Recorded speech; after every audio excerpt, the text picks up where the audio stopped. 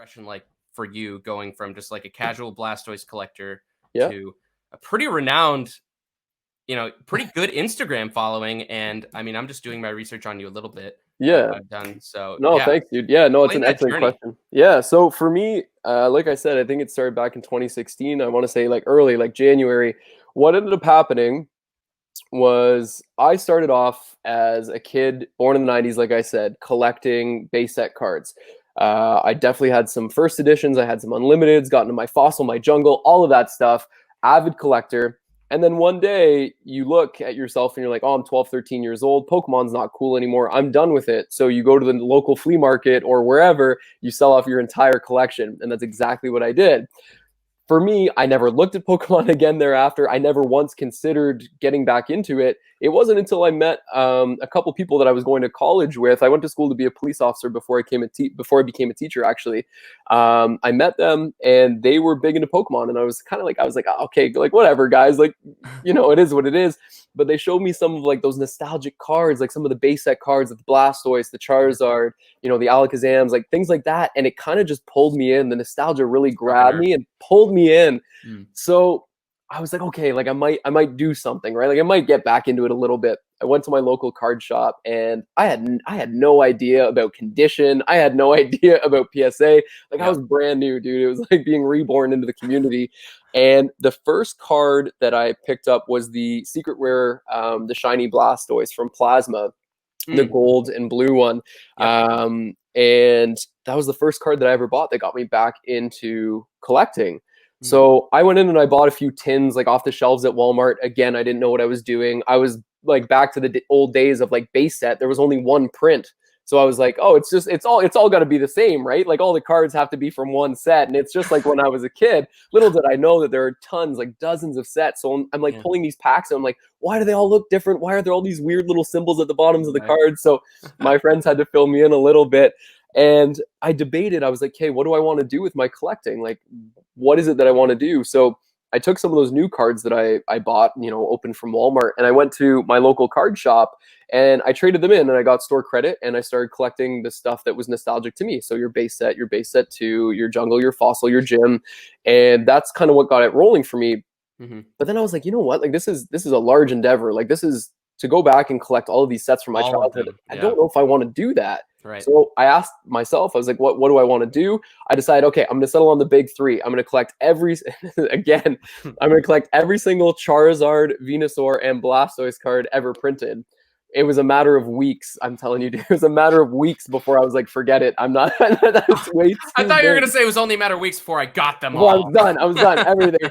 No, I was like, I can't do this. There's absolutely, and even the prices of the Zards back then, like it was just astronomical back then for the amount of money that I had. Are we talking now? So we're still in like 2016. So even then, for me being a student, I didn't have a lot of money, dude. So I was trying to work within what I had, and you can say that you're at a bit of a, what am I looking for? You're at like a bit of a disadvantage, I guess. If you're a student, you don't have a lot of income coming in, like you don't have a lot of money to spend on these cards. So that's why I really decided to narrow down what it was that I wanted to focus on collection wise. Blastoise has always been my OGs, always been my number one. Squirtle was my starter from day one. And I just love the big blue turtle. Blue's my favorite color. Love the ocean. And for me, it was just, it's all these things that came together. And it was like, you know what? I'm going to grab every single Blastoise card that's ever been printed. Back then, I had no idea about PSA. Didn't even think that I'd get into PSA. I was like, oh, they're in some plastic like sleeve, whatever. I don't care. So I just started reaching out. I was grabbing cards off of eBay. I was grabbing cards off of Kijiji. I was grabbing cards off of Instagram, obviously. And slowly but surely, I started to learn a little bit more. I started figuring out, okay, PSA, pros and cons in terms of collection, in terms of value, in terms of keeping your card in a certain condition. It was cool the way that I just started to learn about the community, learn about the game, in general. It wasn't a business for me. I still wouldn't really consider it a business. It's more of a hobby for me. I preach, collect what you love and don't let anybody tell you otherwise. Because it doesn't matter if you love, Meryl, if you love Cubone, if you love Weedle, for goodness sakes, go and get every single Weedle card that's ever been printed into PSA 10. And somebody does it. Legit. And if you're happy with that, kudos, man. That's what it's Yeah. all about. So it was very humble beginnings. You can go back to like my Instagram page and scroll to the bottom. I had like maybe 10 to 12, maybe 20 different Blastoise cards, and they're all mismatched. They're all, whatever. I had no idea about the reverse hollows. I had no idea about any of that stuff. And I was just like plugging away. And then I started picking up a bunch of base set. So it was a bunch of base set unlimited, some shadowless. That's what I started to pick up. And at one point, like I think I had like, I don't know, a good 10 in my hand, and I had it flash for the camera. It was one of my most popular Instagram posts back in the Okay. day. I And I want to just find had this. like a whole bunch of them. And yeah, it just grew organically, man. Like I just kept pushing, and I worked within my budget. And when I talked about PokeRev and I and how we kind of entered the community at the same time and we both took very different paths, for me, it was very much a hobby, and I just wanted to enjoy it. And I had to work within my means. I didn't have a lot of money to put into it. Now, moving forward, I'm in my career. I'm able to pick up some of those bigger cards. Yep. But it's the grind. And I see people comment that in people's videos all the time. Well, I don't have a lot of money to get started. And it's like, you know what? Just start buying little bits and pieces here and there. Stay committed, and trade up, sell, get some money for what you want, and get it done. I don't know. Like it's funny that you asked me to reflect on my my Yeah. adventure into this. That's That's all what it I'm here was. to find out. This is That's my all it journey. was. Yeah, my journey was exactly that. It was I determined what I wanted to collect. I picked something that I absolutely loved, and I just dedicated time and whatever money I could to growing and expanding my collection. A lot of people, not to toot my own horn, but a lot of Yeah. people refer to me as like the Blastoise guy in the community. People come to me all the time about prices, values, and stuff like that. I'm always happy to answer questions. It blew up far more than I would have anticipated, but I love it. I love where I'm at. I love being able to help out others and give back to the community. Mhm. And yeah, I just love it, dude. It's a great community to be a part of, genuinely. Well, that brings me to another point is what are your feelings about the Pokemon card community? I saw a post that you made on Instagram Hmm. where it sounded like something happened where you had some sort of negative emotion with something that happened in the community. Okay, I think I know what you're talking about. You know what I'm talking about? So if you don't mind, what happened? Yeah, just tell me what happened with that. Yeah, so the post, I think I talk about my collection just in general, and I think that in that video itself, I talk about collect what you love and don't let anybody kind of hate on you for what you're doing. There was just, it doesn't matter what community you're in, whether it's Pokemon cards, whether it's vintage video games, whether it's whatever, right? There are certain people that just come into it with a negative attitude, or they come into it with an attitude of, holier than thou, like I'm better than you, and if for whatever reason you challenge me on something and I don't like it, I'm just going to out you. And there are just certain people that bring negativity, and that exists, regardless of where you are. Um, Absolutely. and unfortunately, that was just one of those situations where I heard throughout the community that there were a couple of people in general who didn't seem to like me for whatever reason. I still don't have an answer to this day. But I wanted to make a brief post and say, listen, I never claimed to be King Camex. I never claimed to be the Blastoise god. I put out my content and I try to help people out. But people, I guess that rubbed some people the wrong way, and they weren't a fan of my content. So they started a bit of a group chat about me, and just threw me under the bus a little bit, and I caught wind of that. And so I just made a general post saying, hey guys, like I've never claimed to be that guy. I've never put myself on a pedestal that way.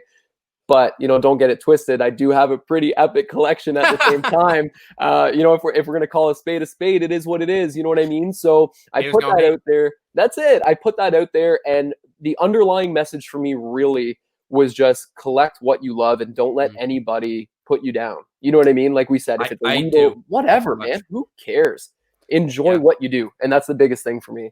It's funny Mhm. you brought that up. That's good. I like that you did like your research on it, man, and you've got like I'm genuine trying. like I pointed mean, questions at me. like, Nothing. nothing at all really matters. Just as long as you're doing what you love and you show people that you're not afraid to be yourself, they'll get tired of bullying you. Yep. If it shows that it doesn't affect you, then they'll move on, and you'll become stronger because of it. Like, you see the content that we choose to put out, right? So whatever photo I choose to post or whatever video I choose to do live, you get to see that side. But to have the more in-depth and personal conversations, it's a really nice take, because like for me, like I never post my face on any of my social media, and that's just strictly, for me, I tend to try and keep my personal and professional lives separate. But at the end of the day, I mean, I'm content doing that here, and it's cool to have the opportunity to just sit down and like Yeah. unwind and chill and talk a little bit more about myself and offer people that opportunity to get to know me. For those who don't, right? There are people who have been following me from the get-go, like my followers who've been there from day one.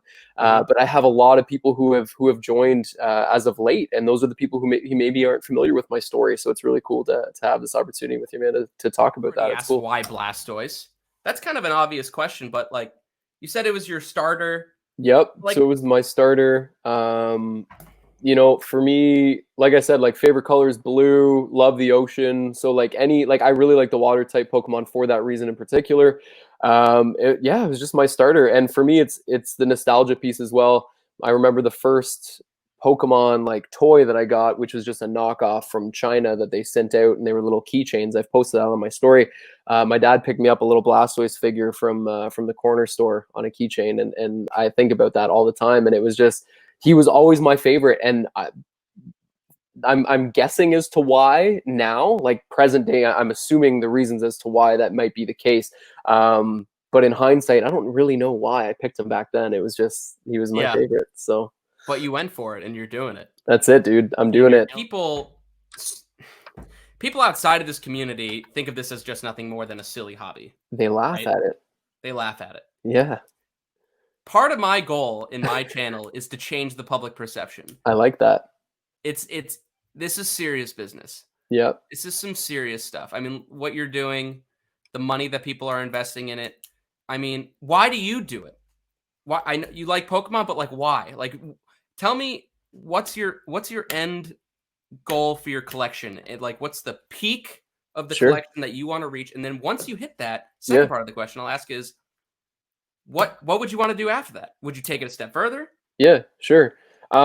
So like I said, for me, it comes down to collecting what you love. So Blastoise, my collection goal is every single Blastoise card that's printed PSA 8, 9, or 10.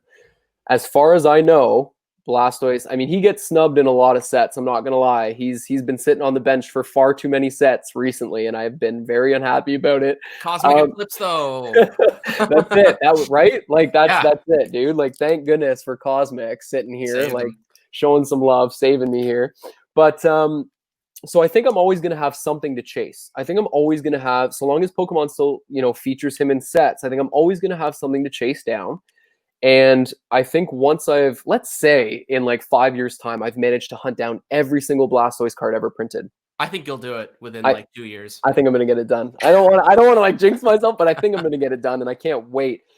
But then I'm going to look at upgrading. So I'm going to look at like some of the 8s that I might have in my collection and be like, okay, can I make this a 9, or could I even make it a 10? So I think I'm going to look at that, right? So I'm going to see if I can slowly but surely acquire more and more 10s, because I would like for my collection to be mainly 10s, and kind of, eliminate some of the 8s. 8 I don't like. 9 and 10 I'm happy about, but 8 I have to include in there because of some of the prices and because of some of the availability of some of these cards.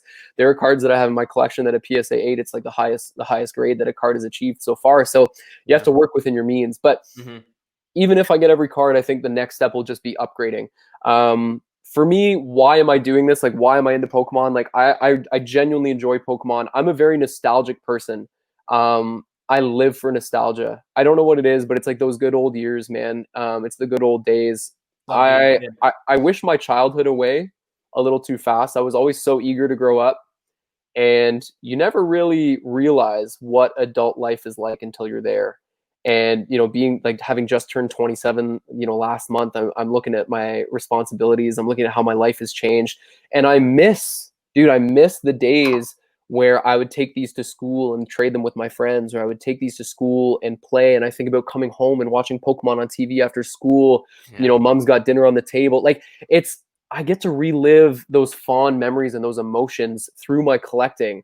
And it doesn't matter if it's like a base set card, for example, or if it's one of the newer sets that still features Blastoise, I still get those warm feelings. And it sounds kind of funny to get emotional about cards, but that's why I do it. I just genuinely have found something that I'm passionate about, that I'm willing to dedicate time to, that I'm willing to learn about and teach people about.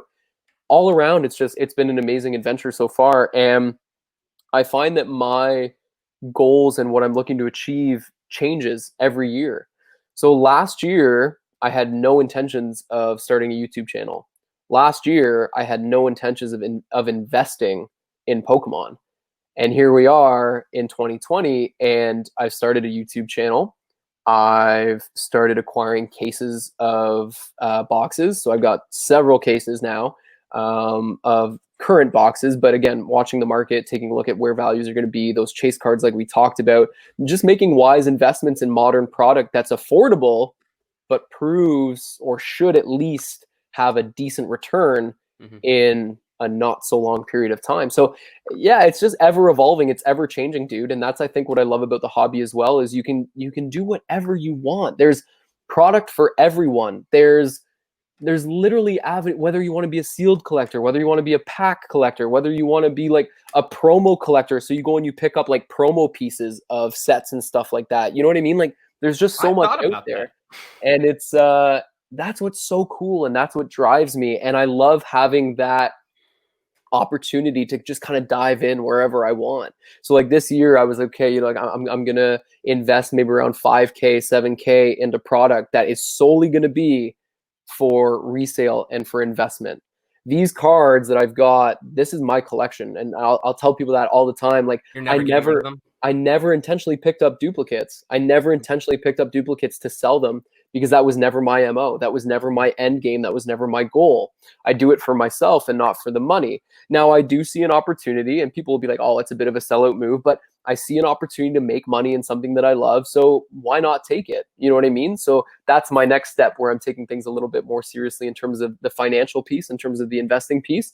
But to make a very long-winded answer very short, there's so much opportunity in this community to change stuff up, to, you know, refocus your goals or to take on something new, that I don't think I'll ever find like a plateau where I'm like, well, that's about it for Danny D. I think we're going to sell off the collection, and that was a fun venture. I don't think I'll ever get to that point. And ideally, I'll have maybe a son or a daughter that will grow up loving Pokemon that I could pass this down to someday.